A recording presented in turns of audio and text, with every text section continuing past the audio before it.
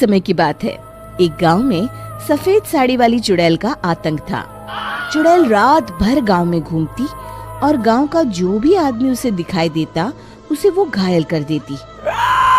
अरे कोई तो बचाओ, मर गया रे।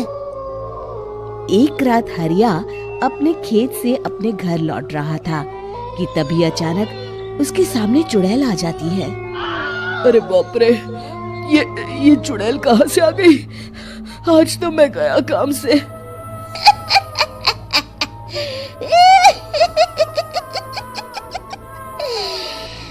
आज मुझे मेरा शिकार मिल गया।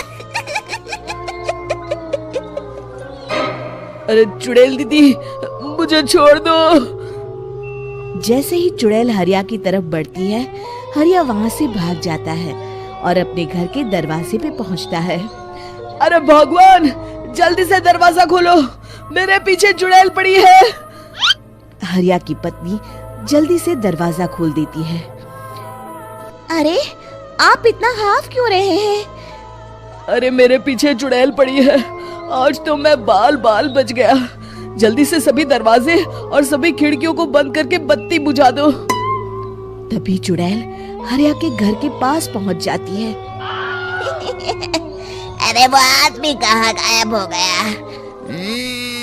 मैं भी देखती हूँ आखिर कब तक बचेगा। मैं अपने शिकार को इतनी आसानी से नहीं छोड़ती।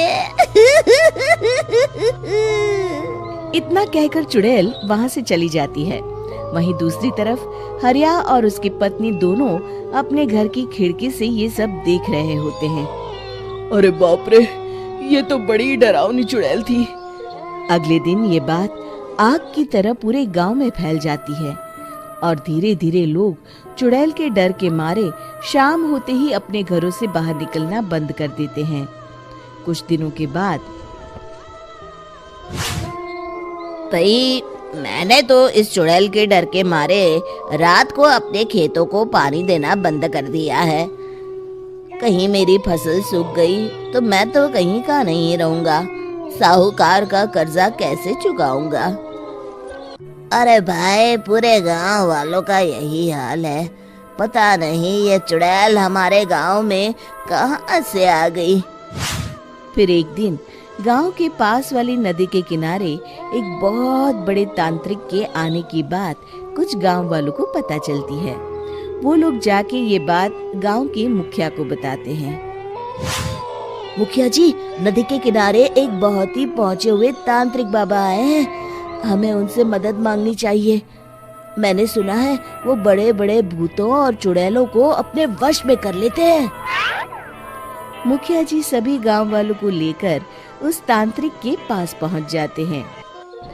ओम फट स्वाहा, ओम फट स्वाहा। तभी तांत्रिक अपनी बंद आंखों को खोलकर कहता है, क्या बात है? तुम सब लोग यहाँ क्यों आए हो? मुखिया जी उस तांत्रिक को सारी बात बता देते हैं। अच्छा, तो ये बात है। और तांत्रिक अपनी आंखों को बंद कर लेता है। मैं देख रहा हूँ तुम्हारे पूर्वजों ने बहुत पाप किए थे, जिससे ये गांव अब श्रापित हो चुका है। उसी के फल स्वरूप तुम्हारे गांव में चुड़ैल आई है। ये चुड़ैल बहुत खतरनाक है, ये किसी को नहीं छोड़ेगी। हे भगवान, मर गए रे, अब क्या होगा? तभी गांव के मुखिया जी कहते हैं, बाबा, इस चुड़ैल से हम सबको बचा लीजिए।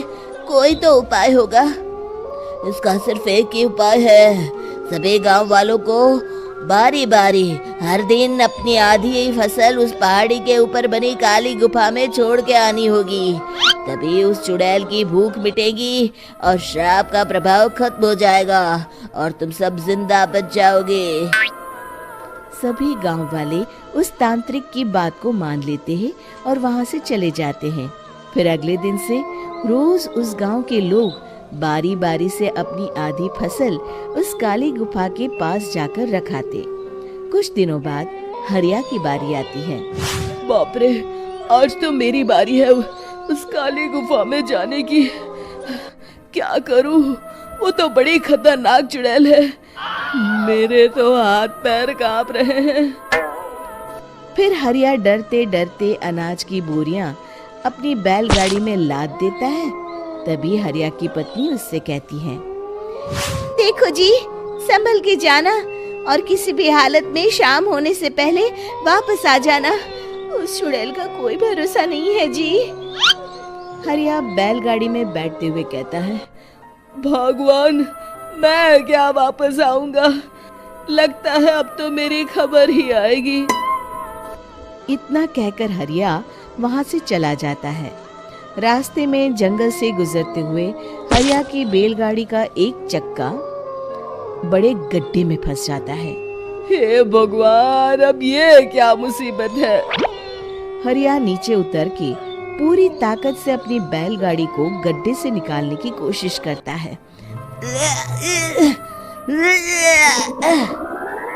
बहुत देर मेहनत करने के बाद हरिया की बैलगाड़ी उस गड्ढे से बाहर निकल जाती है। हे भगवान, अब तो शाम होने वाली है। आज तो मैं गया काम से। जैसे तैसे हरिया काली गुफा में पहुंच जाता है।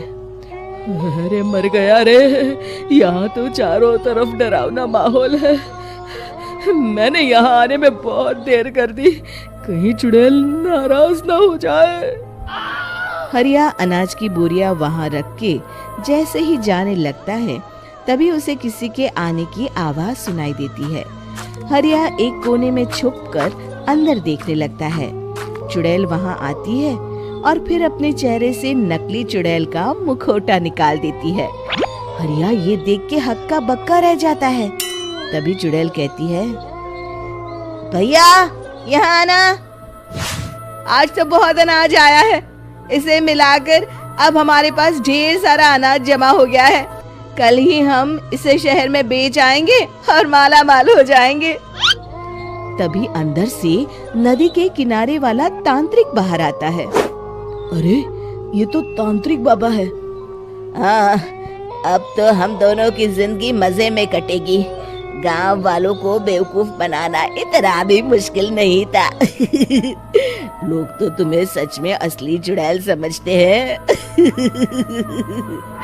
हाँ, तुमने सही कहा। अब ये गांव वाले चुड़ैल के डर से जिंदगी भर इस काली गुफा में अनाज पहुंचाते रहेंगे। अच्छा, तो ये बात है। ये दोनों पूरे गांव वालों को बेवकूफ बना रहे हैं। अभी जाकर सबको बताता हूँ। हरिया उन दोनों की पूरी बातें सुन लेता है और जल्दी से वापस गांव में आता है। गांव वालों को पूरी बात बता देता है। इससे पहले वो दोनों हमारा अनाज लेकर शहर जाए, हमें उन दोनों को पकड़ना होगा। उधर दूसरी तरफ नकली तांत्रिक और नकली चुड़ैल बनी औरत एक बड़ी गाड़ी में सारा अनाज लाद के वहां से निकलने की तैयारी कर रहे होते हैं। जल्दी करो, इससे पहले हमें कोई देख ले। हमें यहाँ से निकलना होगा। और तभी वो दोनों देखते हैं कि सामने से सभी गांव वाले अपने अपने हाथों में मशाल लेके आ रहे हैं। दोनों बुरी तरह डर जाते हैं। रुक जाओ, तुम दोनों का भांडा फूट चुका है। अरे मर गए रे, ये गांव वाले कहाँ से आ गए? तुमने क्या सोचा इतनी आसानी से यहाँ से निकल जाओगे? ये अनाज हमने अपने खून पसीने से दिन रात खेतों में मेहनत करके उगाया है। दोनों मुखिया जी के पैरों में गिर जाते हैं। हमें माफ कर दीजिए, हम दोनों एक नंबर के कामचोर हैं। बिना मेहनत किए पैसे कमाना चाहते थे। हाँ हाँ, अब हम आगे से मेहनत मजदूरी करके पैसे कमाएंगे। हमें कुछ मत करना, हमें छोड़ दीजिए। इतना कह के दोनों गांव छोड़ के भाग जाते हैं और सभी गांव वाले फिर से खुशी खुशी रहने लगते हैं।